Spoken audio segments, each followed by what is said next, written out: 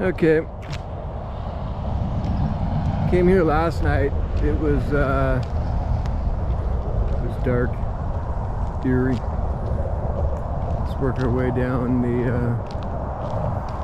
bridge here. Yeah, so I came down this last night and I was like, I mean, it's wet right now. It's actually not that humid. It's been very humid. This morning, the inside of our glass windows were like wet, you know. I mean, maybe it was the outside, I don't know, but it's been very humid, and right now it's not that bad, and it's 11 or 12. Normally I'd be pretty hot by now, even just this short walk. But anyways, last night it was very humid here, still very wet. The ground's wet, you can smell it, and there's bugs. So I've already gotten bitten, which I didn't realize. Now my shorts are rubbing the bug.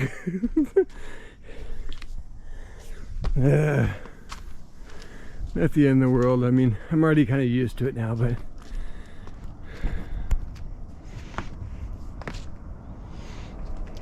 I've got like spray on right now. I didn't do it earlier. That's probably why I got caught. Probably at our house.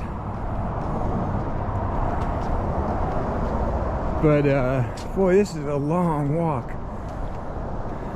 Yeah, see, I would have been eaten alive last night. Eaten alive. Things you just don't do down here. Hey, you know what? I'm gonna put you up higher. Let's see what kind of view we get.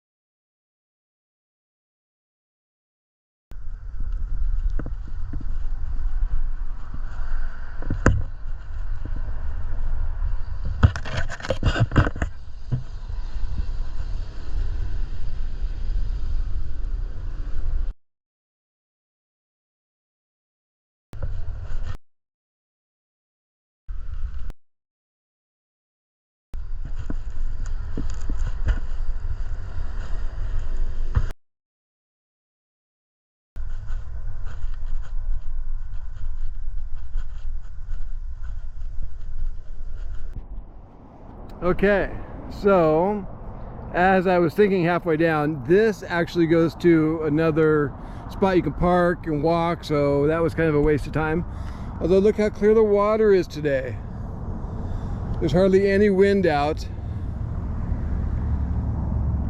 It's kind of a bummer. Some of these places you can hear the vehicles up here, you know what I mean? So it's like you're at this most incredible spot. Of course you got a nice, you know, civilized pole, but I don't know, it's just the noise takes away. When you get out to the sandbars and stuff, you'll know what I mean. It's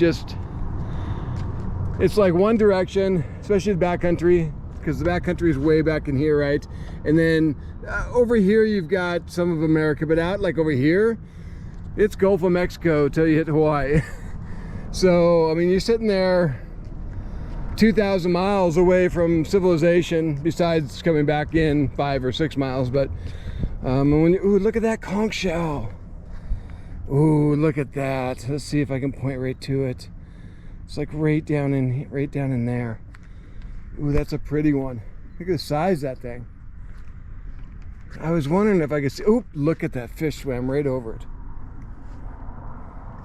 Ha! First, yep, there's a bunch of them. Okay, now I can start to see some fish.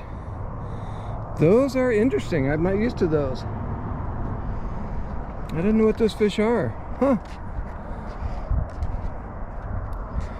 We're headed, so right around the corner here is another spot I haven't been. I mean, we live on this island. Horseshoe Beach, or swimming, or it's a quarry that they dug out. They don't really have dirt here, right? I mean, it's not like you can drive over there and get a bunch of dirt for building a road or houses and properties. And So I guess when they were building the roads or the bridges, or I guess bridges would take a lot of dirt and concrete, and especially back in the day when they just couldn't drive it down because there was no roads here, right? First thing they built down here was so all the keys were separate, all the islands, but they're keys because it's coral, they were all separate. So boy, to get material down here would have been expensive, especially 1920 or whatever it was. What kind of ships do they even have for that, you know, moving dirt? And so they dug out a lot of the coral bed or something, you know, these are all dead coral, the keys are, and you dig like a half-inch down and you're right into coral, I guess. I haven't done it yet, but sounds fun. Not.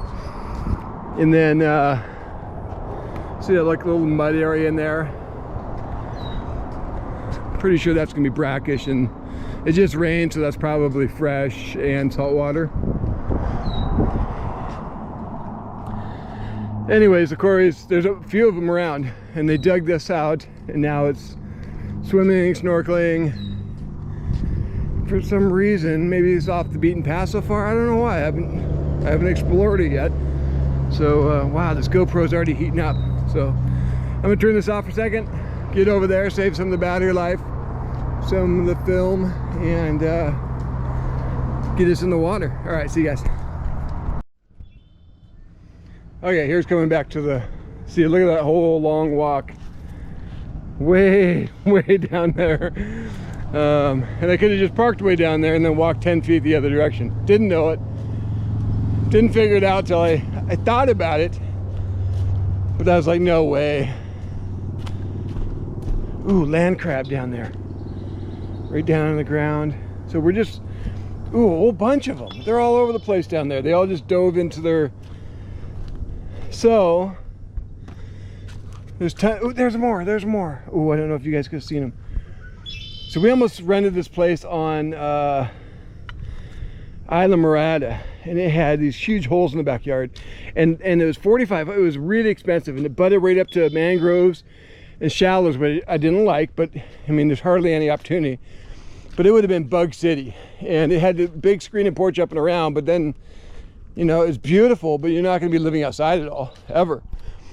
And but right up against in the mud to the water, the shallow water, was a bunch of holes, and that's the land crab. So I've got some footage of land crabs just recently. Amy and I, we thought maybe the crabs are migrating to the water or something to spawn or something like that, but nope, they live on land. I guess they only have to, keep something in their body wet somewhat, like normal crabs. So they dig holes right by you know, water, and you know, they only have to dig like 6 inches, 12 inches down, and now they have water anytime they want, so they keep themselves moist for that, and then come out and do whatever they do. He saw this, I didn't even see him. Oh, there he goes.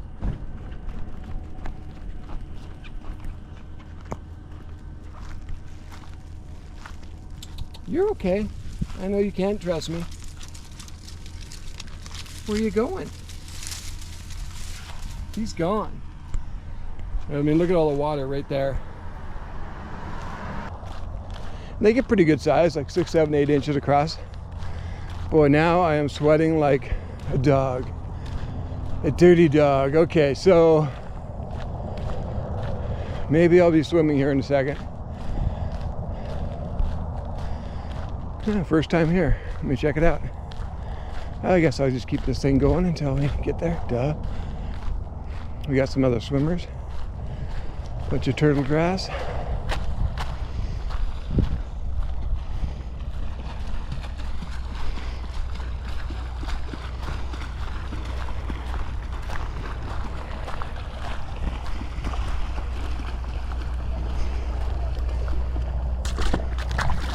That's better. Some water. Okay, so I guess the middle out here is the deepest spot. It is rocky, like they said.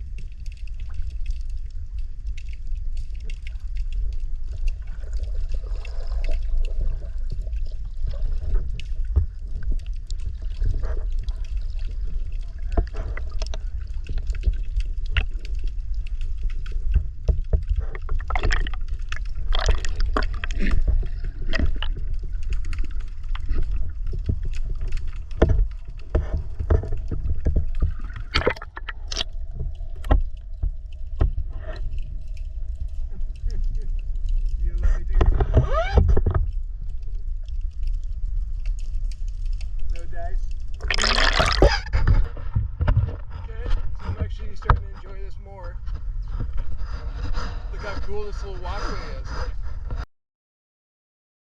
It's not really meant to be a walkway, but it is. And then you have little small fish sitting in here, you know, like a barracuda here and there.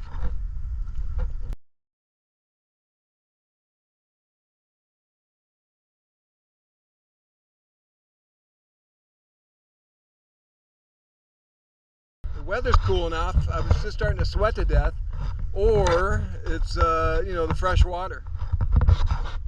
Baja Marathon this way.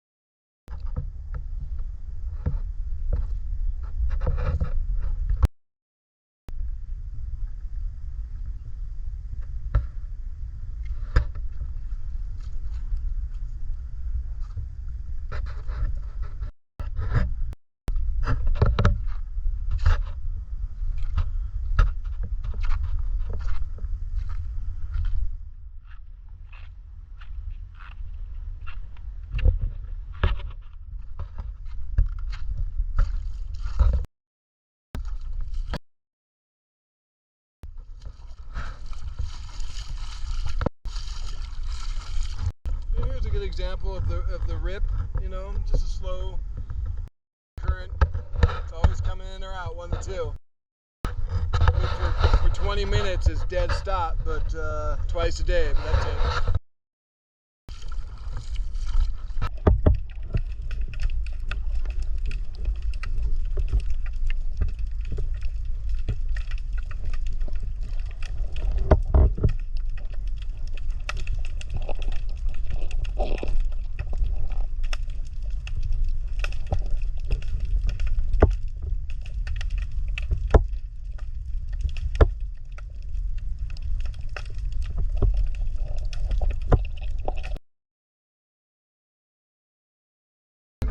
Fishing. I grew up fishing with my father, but you've got the current coming here.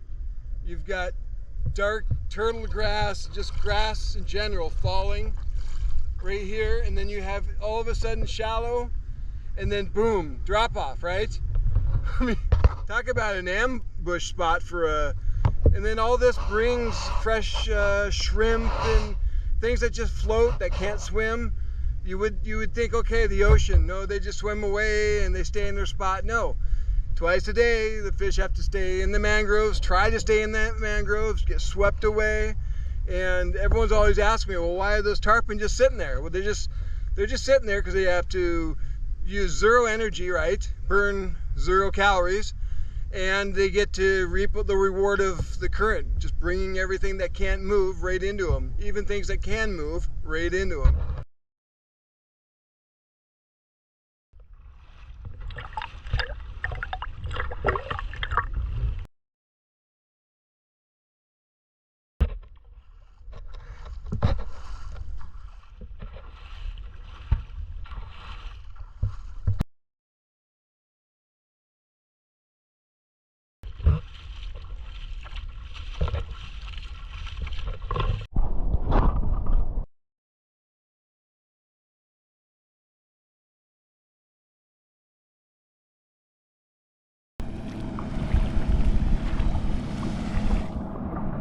Nice robalo there.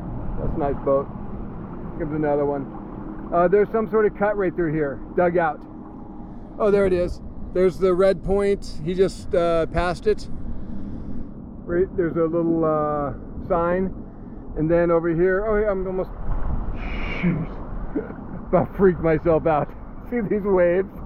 This huge wave behind me all of a sudden breaks on the shallows right behind me, and I'm standing way out here, so my brain is like, what's splashing behind me? Now you can tell I've been on the Keys too long. Nice little Yamaha 250. Anyway, so you got that green marker right there, and it's obviously a pretty wide cut because he just went right to the sign. So that's the only, other than that, this is all like 1 foot, 2 feet, very shallow. So I just saw that online on the Navionics. Shows all the depths, but it showed like a little line through there, and then it showed a green marker and a red marker, and I'm like, okay. Those are intercoastal signs, and the 3 means something. That's probably a 3. There's a red 3 and a green 3, and then there's a red 2. And the closer you get into shore, I think the lower the number and the farther you get out. So if you're at like 20, depending on the cut, because some cuts will have a lot more markers and some will have them really far between, and sometimes it's easy to get lost like that too, because it's like, where do the markers go? And then number 5's way up there, and number 5 can mean you're 5 miles out for one cut, and another cut it could mean you're still, you know, barely out of your marina. So but there's just look up intercoastal rules, regulations, things like that, and I'm gonna put this back in. I had to cool it off, and I'm losing battery, darn it. I wanted to get to the other side over there, but it's so deep, there's no way. I can't walk this. It's really deep here. So I'm gonna put it underwater, and first I'm gonna cool this thing off, and then I'm gonna put it underwater, and then I'll be out of battery. But hopefully I get some fish. I saw those parrotfish back there. Hopefully I got those.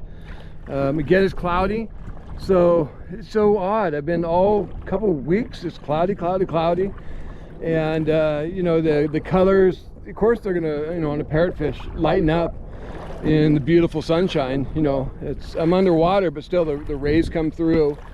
And all the footage I take, because everything's 2 feet, 10 feet. It's not like we're 600 feet or, you know what I mean, where there is no sunlight. So it's been kind of a bummer. I've been wanting to get some fish pictures, and I also want an underwater drone because I can't see what's going on when I'm shooting right now. I've got this long GoPro stick, or GoPro, you know, selfie stick, and I'm somewhat seeing, and I'm somewhat guessing, and you know, that's why I missed that bird a little bit, even though I was astronomically lucky to be standing on a short bridge or a short dock, and the bird sees me and then swims right underneath me a few times. So that was actually, if I had a mobile drone, I don't think I would have even got the footage. Military chopper, Air Force or Navy. There's Key West is a huge, we probably have half the planes down here. I don't know. I mean, America has, I don't know how many jets, 300, 200, and then maybe 50 of the newest ones or whatever. I think we ordered a bunch more recently, but when Trump was in. But there are a whole offense and defense these days in war, and then the newest, the old ones, like, you know, the old Top Gun ones are worthless versus the new stuff. And of course, some are set for dogfighting and some are set for bombing and stealth. We have less stealth nowadays, but we see them all the time. When I was at Geiger yesterday, and when I go back Friday, and when we ate Sundays, of course, too late, but you'll see, especially in the morning, they always 7 a.m. to take off, 8 a.m. to take off, and they have to log a certain amount of hours to be, you know, a pilot. Plus, I don't think they're really up there to ward off attacks. It's more logging hours and a show presence, and they also have to run the machine, so they have all these, you know, certain. It's the Air Force. I mean, come on, and anything plane is going to be all set up, certain hours, certain this, everything logged, everything under full control. but they're amazing. They're very loud when we're down there. We lived on Big Coppet for a month and a half, 2 months and a half, and it was loud. I like put insulation around the AC unit to make it quieter for the cats, because they just freaked out. It was, you know, every day. So anyways, lots of planes, you'll see them. We're over in Big Pine right now, and I really don't see planes up here. They're always normally just over around Key West, mainly Big Coppet obviously, but they don't really shoot straight over Key West, I don't think. They just kind of go back and forth over Big Coppet, out maybe over Snipes. Nice low runner. Any boat here that's running is a nice boat. Gets you from point A to B, gets you out of the sandbar. I love the sandbars because anybody that's at the sandbar made it. You know, everyone's family at the sandbar. It doesn't matter who didn't make it. It's time to enjoy life, and it's just kind of that way. It's pretty cool. All right, I'm gonna try to cool this thing off.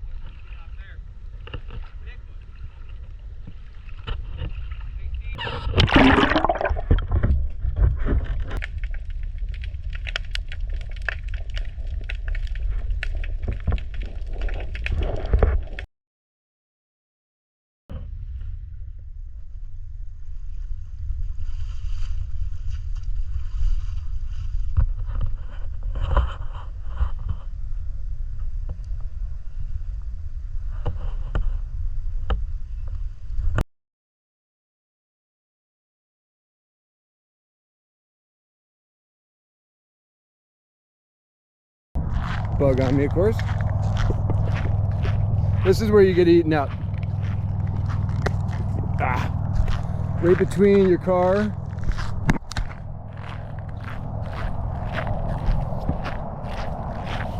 I'm under attack, and I'm sweaty, so that smell to them is dinner time. I'm wet, so that means I washed off all my bug spray. But I'm sweaty, it just rained out. I'm out in the sticks. It's dinner time for them, and they will catch me without a problem. Anyways, chatting with people, super nice. I missed a 4-foot barracuda. It's always nice to chat with people. They tell you what they see too.